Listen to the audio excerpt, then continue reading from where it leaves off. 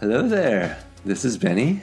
And this is Kyle. And you're listening to The Doctor's Watcher, the internet enthusiasts podcast about every episode of Doctor Who. Nice. I mean, we do record these over the internet, and you're listening to these over the internet.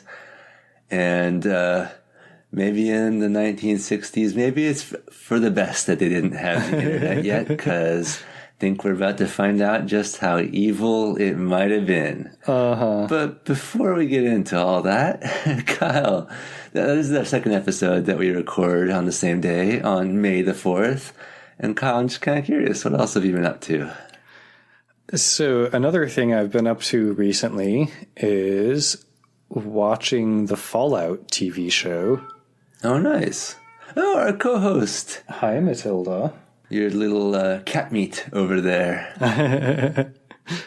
I'm about halfway through it. I think I've seen the first 4 episodes of 8. Cool. And I'm really enjoying it. It's a really well done show. Yeah, I've heard good things. Yeah. Partly from you. But yeah. It's very faithful to the world of the games, which is fun and cool. I heard they made some changes to the plots, but apparently people were like, yeah, Fallout just retcons itself all the time, so... Yeah, that's kind of true. NBD. I don't think I've hit any points yet that have been retcons, but I wouldn't be too surprised to see some in future episodes or anything. Yeah, I was thinking about this. Like, how would you know if there were retcons? Because there might be pieces of game lore that you just didn't discover in your playthrough. Yeah, that's also possible. Like, with a video game like that, the experiences that people have can be so vastly different, except for the parts of the plot is railroaded. And yes, listeners, you don't need to write in about those. I know. I've played Fallout 3 as well. But yeah, it really looks like the game, like the live action version of the game. And yeah, I've read articles about how like they were basically 3D printing like literally game assets. Like they got like files from Bethesda and whatever. Nice. And yeah, they, would include details that like are going to be too small for anyone to actually notice and all that sort of thing. But you can feel it. You can sense it. And, the actors are like, yeah, it actually helps us like be in character and feel like we're in the world when we're acting in like this actually really nice set instead of like against green screens and shit. Yeah. Lucasfilm, take note. I feel like so much these days is done with like we have the big TV wall, that we can project backgrounds onto, and it allows us to film things. Yeah, but like, what does it do for the actors besides making them dizzy if you move the camera too much? Yeah, seriously. Cool. Well, one thing I've been doing is kind of getting back into Magic the Gathering, or at least, the peripheral parts of it. I haven't actually played the card game recently, but I've been reading the story and kind of messing around with deck builders online and things like that. So yeah, man, it's probably for the best I haven't actually started playing the card game again, because when that sinks its hooks in, say goodbye to your wallet. Man, Magic the Gathering. They're releasing. I don't know when this episode comes out, but by the time it comes out, they might have already released this set called Bloomborough, with all the little animal people living in this cute little animal world, very Wind in the Willows or Redwall or that type of vibe. And man, when that drops, I might be in trouble, Kyle. That's all I can say is I might be in trouble. Yeah. Well, we do need to schedule some time soon to play some Magic, because as relevant to our podcast, yes. As you know, I have a couple of Doctor Who themed decks, and the reason you know it is because you gave them to me as birthday presents. Yeah. So, cool. Yeah, well, we need as you know, I'll be happy to play with you when we're together in the same space once more. Indeed. Well, speaking of Doctor Who, we have a Doctor Who podcast, and maybe we should get to our Doctor Who episode.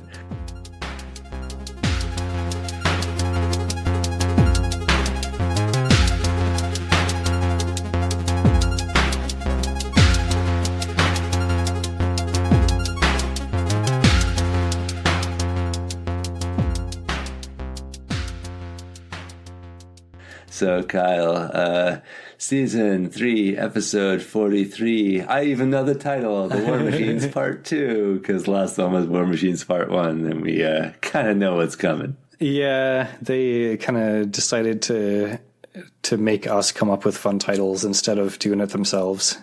Yeah, well, you know, we're happy to pick up the slack there. I think the ones we come up with are also pretty good. Yeah, I've been enjoying them so far. Excellent. Well, I mean, I would ask, how'd you watch it? But I think I already know. But remind us, how'd you watch it? So this is a BritBox serial, and Excellent. That is how I watched it. Excellent. Would you remind us what the cliffhanger was? The cliffhanger is the evil computer is, in fact, evil. Who would have thunk it? So it's starting to hypnotize our various characters, including probably most notably and significantly Dodo, but then also a couple of scientists, like Scientist Brent, the security guard or whatever, and the scientist whose name I can't remember right now, but the other scientist that they brought with them. Yeah, that sounds right. But what they really want is one specific human brain, Doctor Who's. And listeners, if you're thinking, wait a second, what are they talking about? Yeah, you might recall for the last episode, those are all things that they were saying.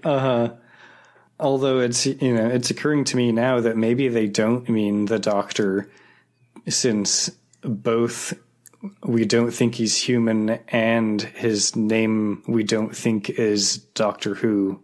And yet, maybe they're looking for some human named Doctor Who. And somewhere out there, Peter Cushing is like, I'm in danger. So Dodo heads out to follow Votan's orders and I guess she's going to go after the Doctor. Yeah, that's one way to do it. She's presuming that Votan means the Doctor and not Doctor Who. Yeah, she's being nice about it, I think. Hi, Kitty. And our co-host. After she leaves, Brett the scientist and Crimpton and I guess the security guard is actually Major Green. Oh, okay. We can call him Major Green or whatever. So Brett and Crimpton and Major Green or whatever yes, are all learning about Votan's plans. Oh, good. And so are we. It'll take over London and then Washington and Moscow. Excellent. Sounds like a good plan. And it's going to decide who will serve the machines and who will die. Excellent. It will decide who is worthy of phyresis and will receive some of that Phyrexian oil. Yeah, Kyle, I told you I've been doing a lot of Magic the Gathering. Nice. They need to start building war machines. I think it's, Votan realized that we're into the second episode of the serial and they haven't mentioned war machines yet. Yeah. So we get some fireworks and confetti. I guess I'll need to get a new fireworks clip because of the hard drive disaster that I had recently. Oh, I shake my fist at the hard drive once more.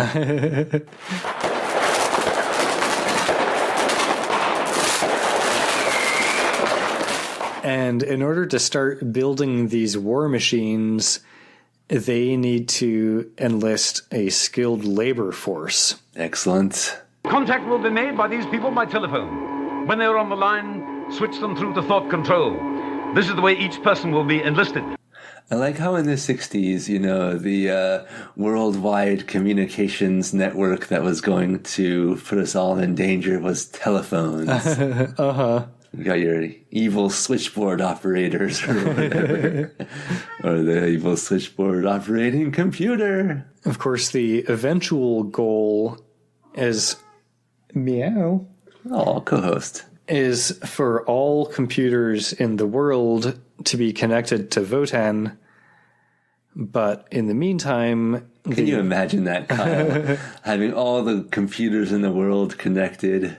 Yeah, what an amazing, wonderful utopia that would be. I'm sure people wouldn't just waste their time arguing with each other and spreading fake bullshit.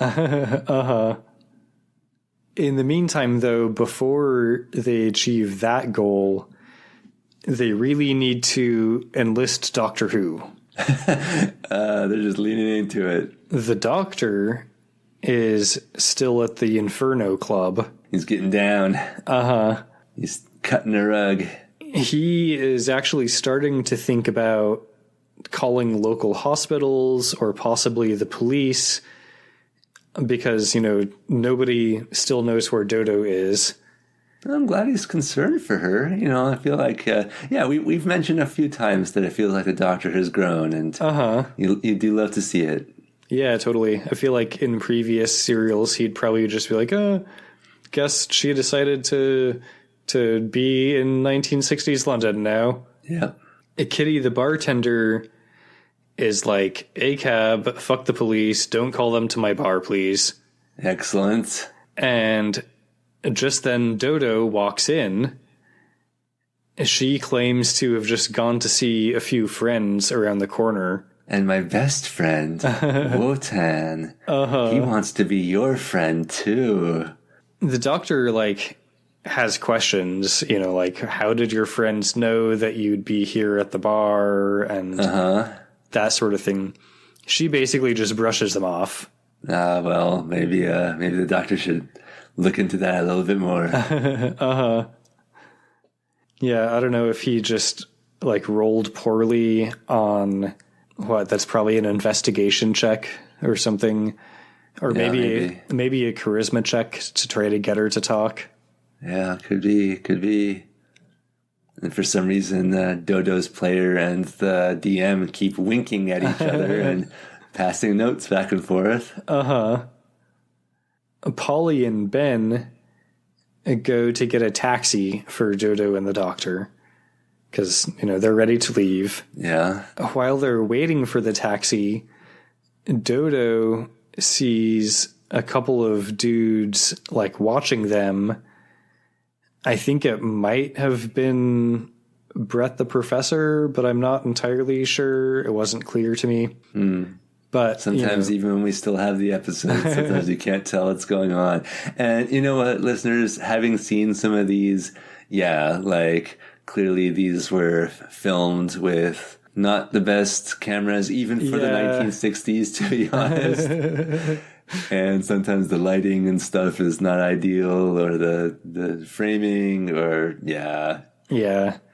So whoever these dudes are, they do look kind of shady. Yeah. And let's remember that these episodes were recovered from, I think this one was from Australia, you said? So yeah, episode 2 was Australia, and the others were Nigeria. So, yeah. Dodo wants to try to kind of discreetly get the Doctor away from these shady-looking dudes. But then the taxi that Polly and Ben went to get for them shows up, so the Doctor and Dodo get in. Excellent. And there's no driver. There is actually a driver, but he won't leave until the homeless guy who is previously in it pays for his ride. And Polly helps with this basically by making change for the homeless guy. Oh, nice. Thanks, Polly. That's really chill of you. She gets in the taxi and leaves with Dodo and the Doctor. And Ben She's like, Doctor, you ride in the front. Ben kind of chats with the homeless guy for a minute and then heads off.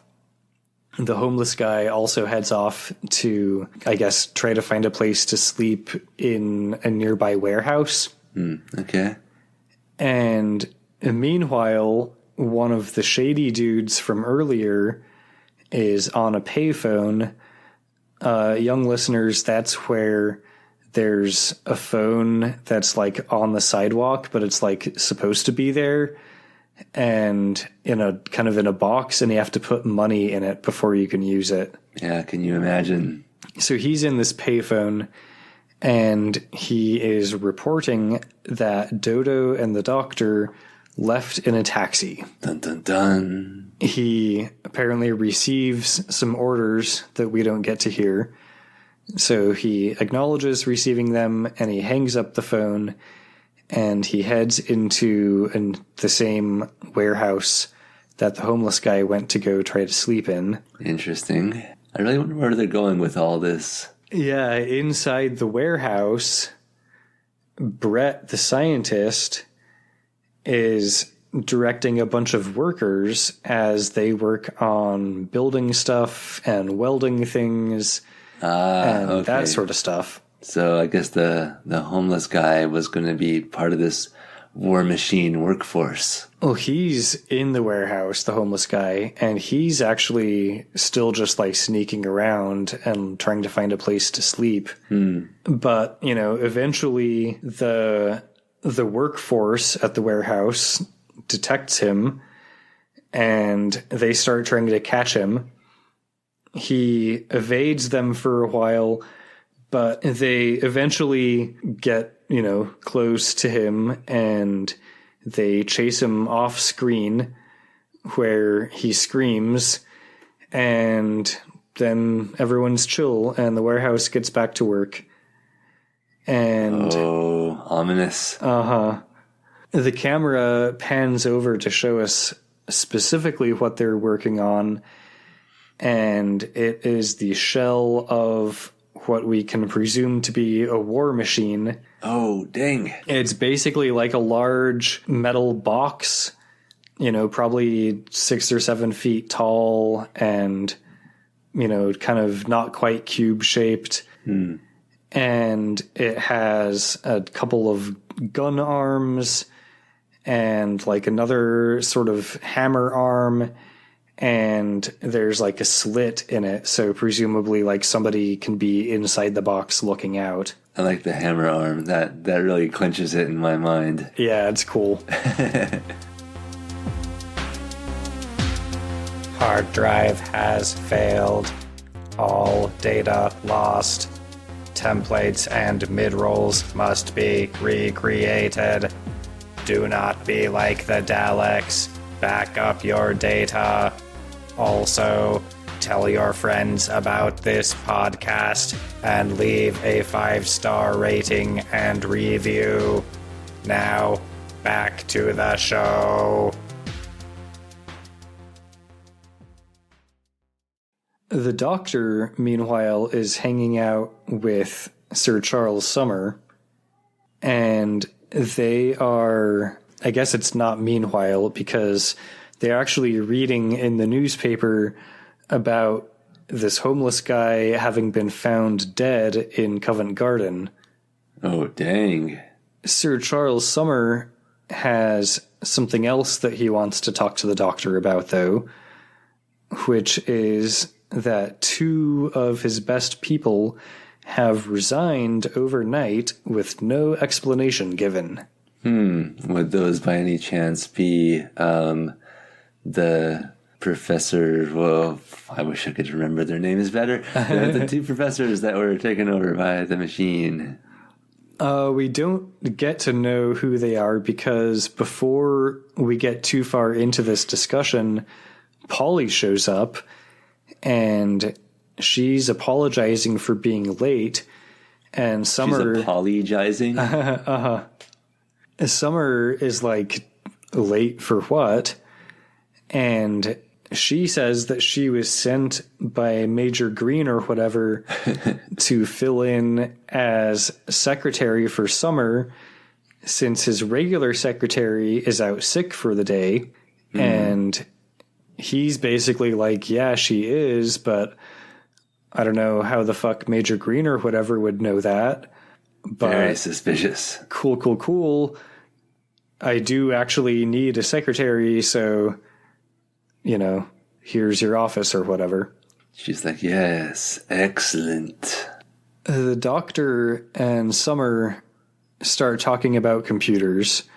Oh, the Samoctorship is going strong. And Dodo, who's apparently also there, jumps into the conversation. Computers? Well, surely the person who can tell you all about computers is Professor Brett. We could call round and see him now. Yes, or we could just go see him ourselves.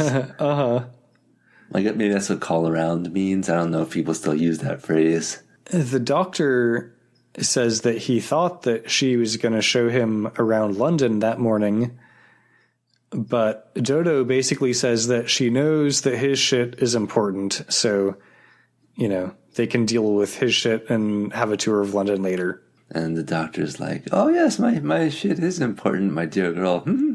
Totally not suspicious that you no longer wish to do this thing that you wanted to do the other day. Lead on, yes. Yeah, that's actually his exact line of dialogue. Oh, excellent. I've just been, listening to this show for so long, I've picked up his mannerisms. He figures that they'd probably better phone Brett first before just heading over to the tower. No, don't call in. So, yeah, of course, Dodo thinks this is probably a good idea. Of course she does. Brett answers the phone in his lab, and of course, as soon as he hears that it's the doctor, he connects the phone to Votan, who starts making the mind control noise at the doctor over the phone.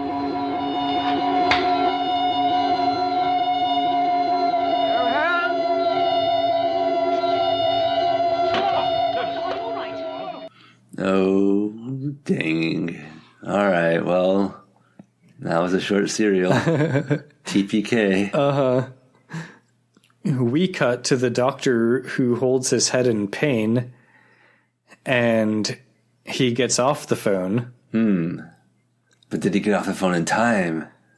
Dodo starts explaining to him about the secret construction that's going on and how they need his help and everything. And he's like, what the fuck are you talking about? And it turns out that he didn't receive any instruction from Votan. He was able to resist it or something. Oh, excellent. He made his save. It was as if something enormous and terrific was trying to absorb me. Yes, it's ridiculous, child, isn't it? Yes, there's something erratically wrong with that telephone, yes. It's just like an electric shock. I love that he's like, oh, there's something wrong with that phone. I think he made his charisma saving throw. I think that would have been. Yeah, he started to realize that she's been hypnotized. So he's like, so tell me again why you don't want to go on this tour of London. She's like, tours of London, those suck. I'm not interested in those at all. And he's like, all right. It wasn't because you thought that my thing was so cool. He sits her down and he shines a light in her face and he makes her repeat after him as he says, my name is Dodo Chaplet. My name is Dodo Chaplet. I resist all attempts to change me into somebody else. I resist all attempts to change me into somebody else. Oh, nice. I like that he's so affirming of her identity. And I assume, I don't know if they do it like a couple of times, but if they do, I imagine that the kids at home could join in. He then does like the classic hypnotist move where he tells her that he's going to count to 5 and she's going to be asleep at the end of it, like by the time he reaches 5. And when she wakes up, she's going to be like back to herself again or whatever. Sometimes you got to hypnotize somebody to dehypnotize them. Totally makes sense. So he then, proceeds to do this. He counts to 5. and she is asleep. And he thinks that she'll probably sleep for about 48 hours, and then she'll be totally fine. Oh, man, sometimes that sounds so nice. Just, if I could sleep for 48 hours, I bet I'd be fine, too. Seriously. So Sir Charles Summer says that they can ship her off to his house in the country, where his wife will look after her. Oh, that sounds nice. Yeah. Ship me off to the house in the country, please.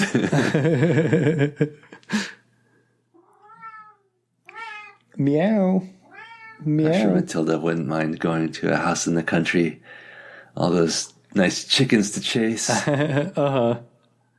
We cut to not a house in the country, but a sort of like military airport warehouse type place, something like that. And the war machine from earlier is being unloaded into this place and moved around. Nice.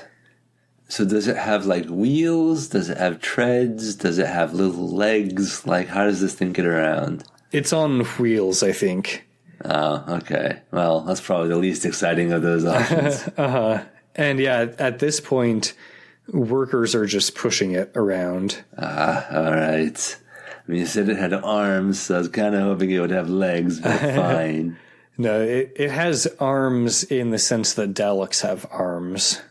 Oh, all right. So just like little readers, you can't see me, but I'm sort of waving my hands in front of my chest like a little doll-like arm thing.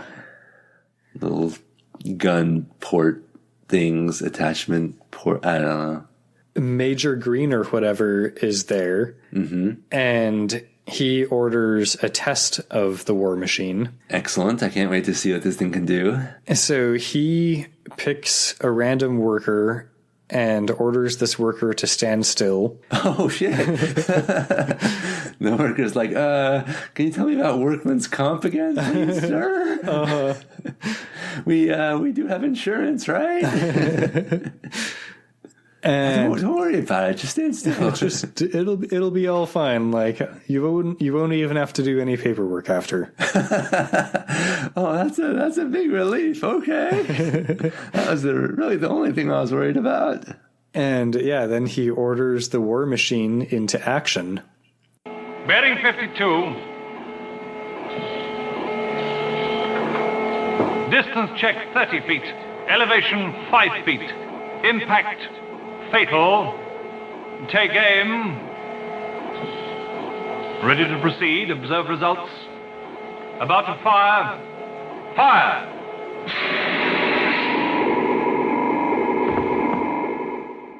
If fatal was an option, that tells me non-fatal was also an option. And it seems like maybe you could have started there, is all I'm saying. Yeah, that does seem like you'd want to like test the lower levels first and like ramp it up at the very least. Maybe fatal is the lowest setting. Yeah, From there it goes like ultra fatal, mega fatal. So what's this thing do, Kyle? So our camera is, I guess, sort of from the viewpoint of the war machine. And Cool. So we got can a bit of an kind of FPS view going on. we can kind of like see its gun arm, extending out in front of the camera. Very cool. And the worker is in the distance, and we see what basically looks like a burst of like smoke extinguisher type stuff. Okay. Come out of it. Not film negativization is what you're saying. And then the worker just collapses. And oh man, so heartbreaking. Yeah. Also, what amazing special effects. But the good news is that Major Green or whatever declares the test satisfactory. That is good news. I was worried about whether Major Green or whatever would be pleased. He says it's satisfactory at 30 feet, at least. Okay. Back in the lab, Votan's getting pretty impatient to get Doctor Who there. Doctor Who. But Brett and Crimpton are starting to wonder if maybe Dodo failed at her recruiting task. And just then Polly shows up at the lab. Polly's like, where's my girlfriend? She can tell that something's wrong with Brett. You know, Brett's actually her boss, theoretically. Mm-hmm. But we just cut over to the doctor. We don't really get to, follow up on this. Uh-oh, that doesn't bode well for Polly. We cut over to the doctor, who's still hanging out with Sir Charles Summer. And Ben has apparently just shown up at Sir Charles Summer's office. Uh-oh. He's looking for Polly because she apparently ghosted him on the lunch date that they were supposed to have. And he was told that she had come here, but the doctor says that he doesn't know where she is either. Well, we do. Dun dun dun. The doctor enlists Ben to basically start poking around the neighborhood that the club's in and see what he can find, because he will probably arouse less suspicion than the cops. Good. I agree with that decision. So this guy, Ben, would you describe him by any chance as a handsome young man, possibly even a person of action? That is exactly how I would describe him, actually. I had a feeling. He heads out and starts poking around the neighborhood. Okay. And it seems that somebody has left the door to the warehouse just open. Better investigate. And Ben happens to walk past it just at the right time to hear the phrase "destruction and potency test stand by" come from inside. Yeah, that would get my attention as well. This is followed by the sound of an explosion. Oh boy. So, of course, he heads into the warehouse. Person of action. He actually closes the door behind him, exhibiting, better situational security and operational security than anybody else so far. He wasn't born in a barn, Kyle. Yeah, and he actually works as a sailor in the Navy, in the British Royal Navy, so... Yeah, they probably teach you to always batten down your hatches. He's sneaking around and hiding in the warehouse, and he watches as Major Green or whatever commences the arm test, and we see the War Machine's big hammer arm smash a desk. Nice. He commences the sight test, and it kind of shines a spotlight around for a moment. Major Green or whatever deems this insufficient. I'm not really sure why. And he was expecting a floodlight, and he got this little flashlight. Come on.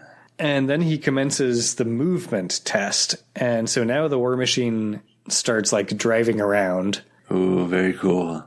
And as it drives around, it ends up pointing its spotlight directly at Ben. Dun dun dun. And Ben is clearly seen, his cover is blown, and the words on the screen say, Dr. Who, William Hartnell. The War Machine starts chasing him. He kind of backs up into a wall, and the music plays, and the words on the screen say, Doctor Who, William Hartnell.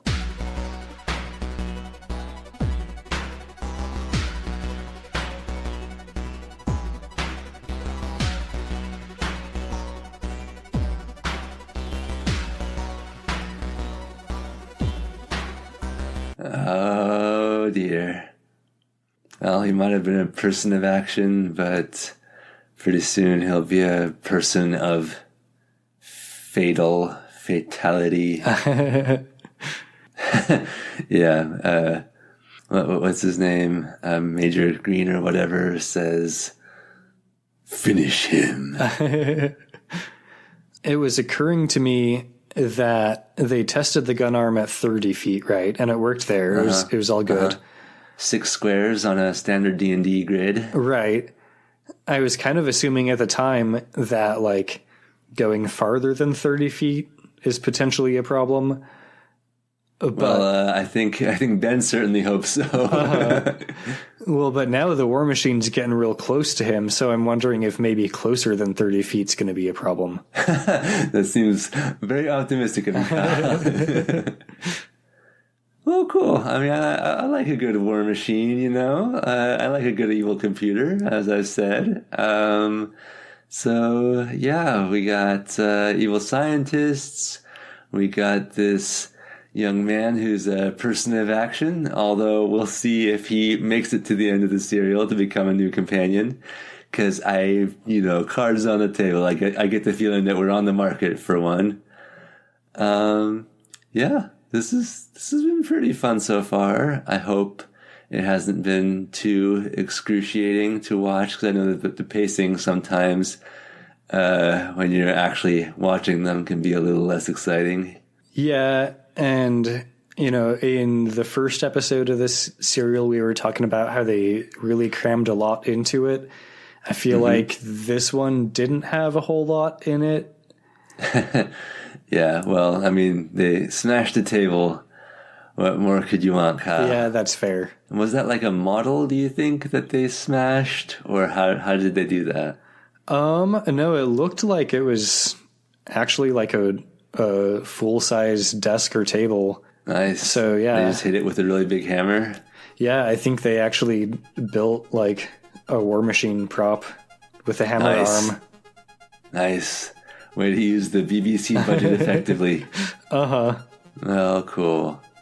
Well, I don't hate this dodo threesome that we've got going on. I don't think we came up with anything better than the Paul Ben Odo.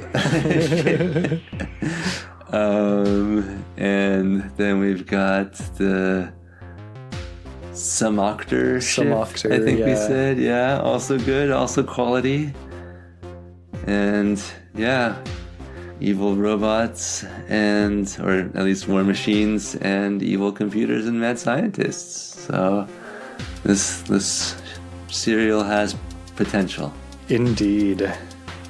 What kind of notes did you have for us, Kyle? No endnotes this time. In that case, we'd like to thank Circuit23 for the awesome theme music that he made for us. You can check him out on SoundCloud and Bandcamp, and email him to tell him how awesome you think the Doctor's Watcher theme music is, and reach him at circuit.23@gmail.com. Thank you, Kyle, for watching Doctor Who and telling me all about it.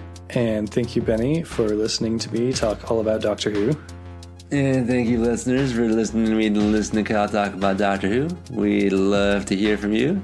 You can reach us on pdq@drwatcher or email us at thedoctorswatcher@gmail.com. We're more likely to see it more quickly if you do the latter. Indeed. Probably I will see the former eventually, but the latter will be quicker. Yes. And with that, we'll see you in 2 weeks. Tune in again for more of The War Machines. Bye. Bye.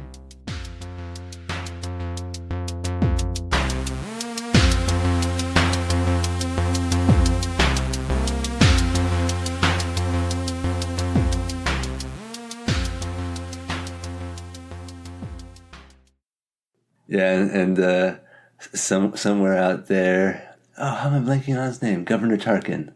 He played Doctor Who. Come on. Peter. Help me out here. Peter Cushing. Yeah. Yes. All right, let me retake that. I'm going to cut this part. Listeners will never know. Especially on Star Wars Day. Oh, forgetting his name. How good that. Unless I make this the stinger. Oh, I might have to.